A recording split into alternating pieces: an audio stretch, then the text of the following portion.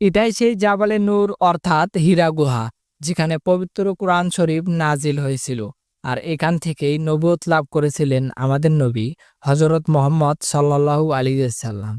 এই পাহাড় যেমনটা দেখতে সুন্দর, এখানে ওঠা এতটা সহজ নয়।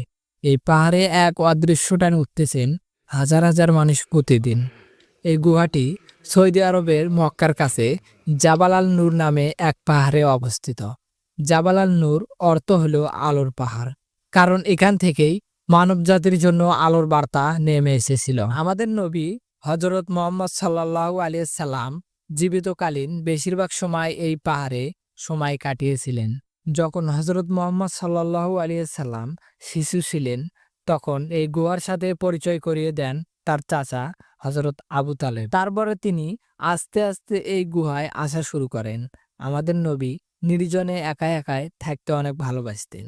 হযরত মুহাম্মদ সাল্লাল্লাহু আলাইহি সাল্লাম নবুয়ত পাওয়ার আগে প্রায় এখানে একা একা বসে আল্লাহর সৃষ্টি ও সত্য সম্পর্কে চিন্তা করতেন। তখন তিনি এই গুহাতে এসে দিনের পর দিন রাতের পর রাত আল্লাহ তাআলার ইবাদত করতেন।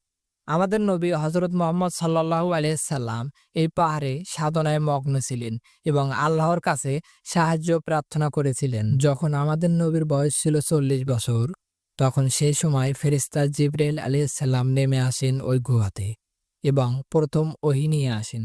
সেই মুহূর্তে ফেরেশতা জিবরাইল আলাইহিস সালাম বলেন, ইকরা, পড়ো তোমার প্রভুর নামে।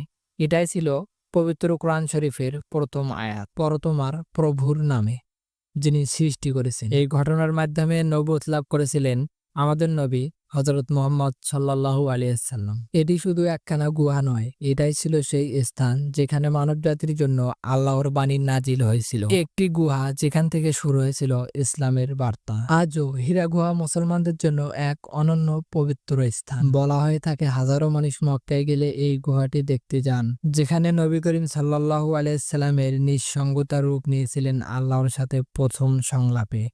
তো আজকের ভিডিওটি এই পর্যন্ত। ভিডিওটি আপনার কাছে কিরকম লেগেছে অবশ্যই কমেন্টে লিখে জানাবেন। আজ এই পর্যন্তই। ভালো থাকবেন, সুস্থ থাকবেন। আল্লাহ হাফেজ।